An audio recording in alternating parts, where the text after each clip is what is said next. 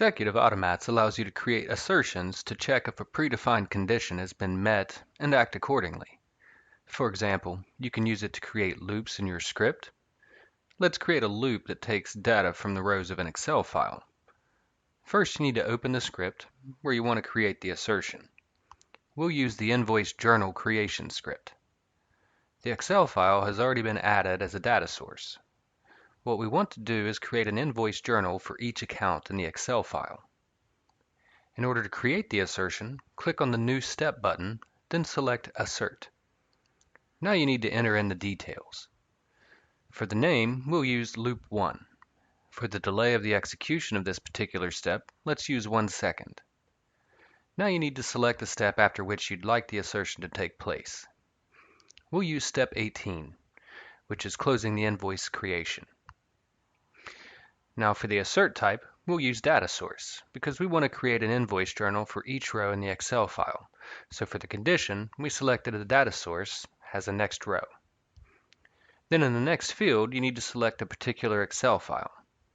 Next, you need to define the then and else actions. For then action, we'll select the action, take a next row from the data source and jump to a step, and then the step 3, which is clicking on the New button. We need to select the data source again, and the last step is to define what happens if there are no more rows in the Excel file, and for this we'll select Continue, because the script will then go through the last 2 steps and end.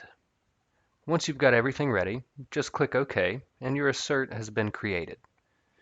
Let's see how our script will execute now. We can see the script is taking the value from the first row of the Excel file. It's going through the steps as usual. And now, step number 19 happens, which is the Loop 1 assertion. It waits 1 second and goes back to step 3 to go through all the steps again with data taken from the second row in the Excel file. Once it gets to step number 19, it waits 1 second, because that was the delay, and checks the conditions.